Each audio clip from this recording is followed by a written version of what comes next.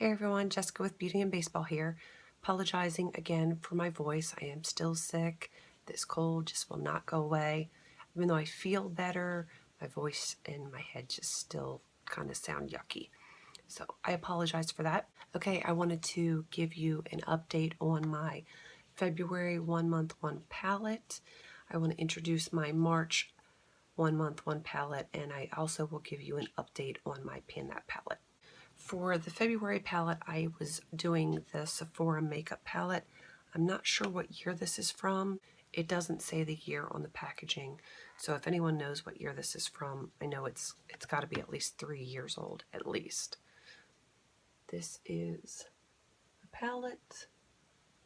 Let's see if I can get a close-up. This was brand new, except for one lip gloss.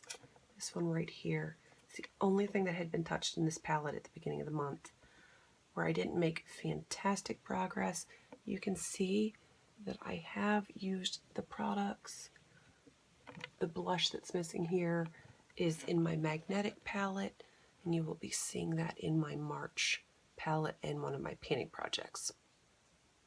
So, not fantastic progress, but I did get some use out of it this month.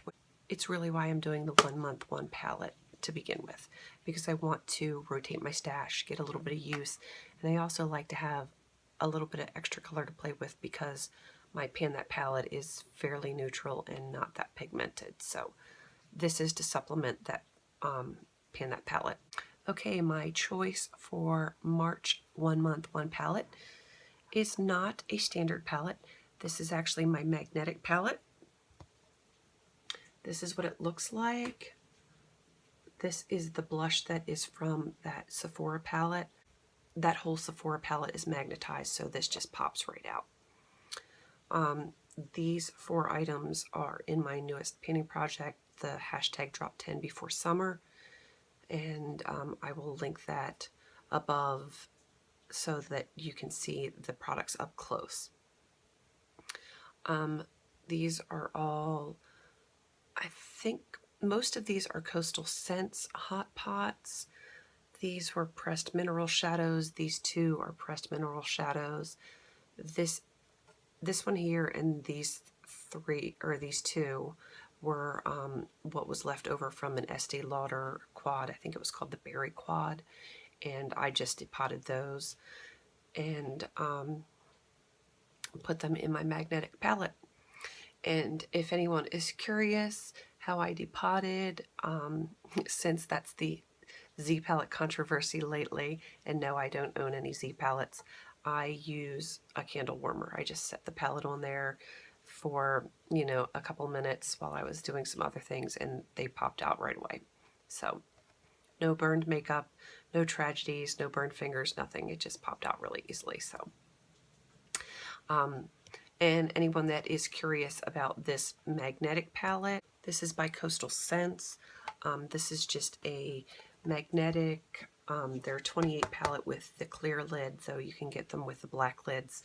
And it comes with this foam right here covering the whole thing. I found it very easy to remove and kind of customize this palette to how I wanted it. And I decided just to cut it in half lengthways so that I do have some holes for the hot pots, like MAC shadows, Makeup Geek shadows. I have some e.l.f. shadows in there, and you can really fit any of that standard size single eyeshadow in there in those like foam things. And this is an extra piece that I have. It's sticky on the back, and I might put this in another magnetic palette that I have just to help hold those shadows securely. But the reason I did that is I have a bunch of other items that I wanted to depot and put in a magnetic palette that don't fit in these little sections. So by cutting it, I have this to hold all of my eyeshadows, and then I can put whatever shape and size that I want to on the other half, and it makes it really convenient for me. And I will be inserting still shots of all of the palettes that I'm mentioning on here today. Okay, now onto my Pan That palette. This is the Stila Glitz and Glam palette. Not very big, but for me it's been a little bit challenging. because of the pigmentation or lack thereof.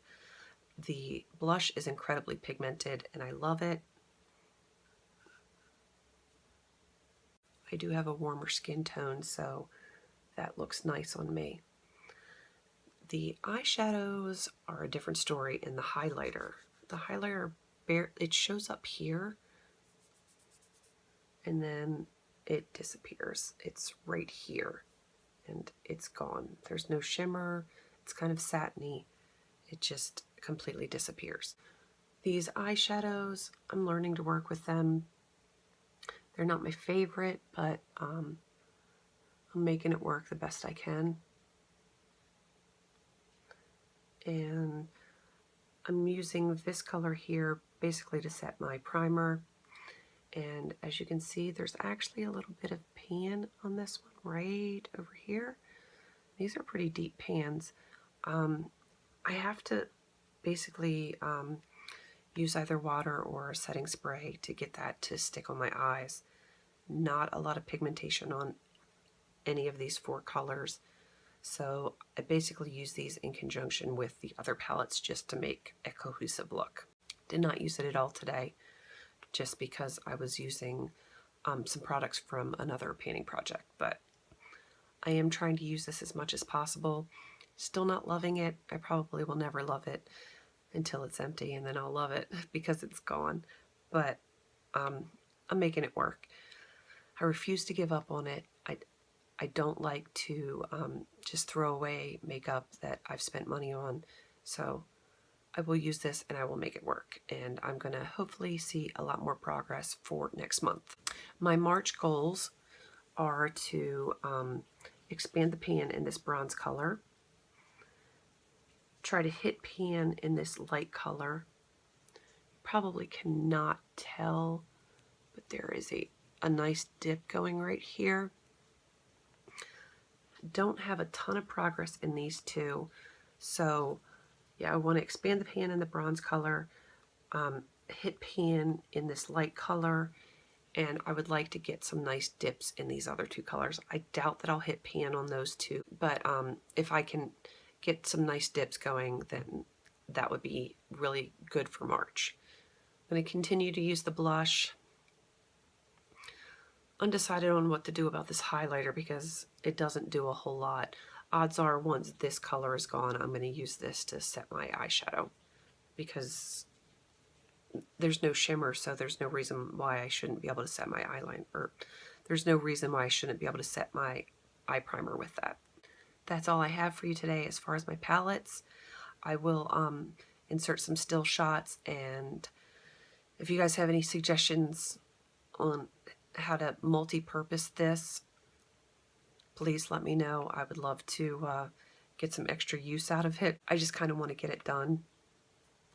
Not loving it, but again, I don't want to get rid of it just to get rid of it. I want to defeat this palette.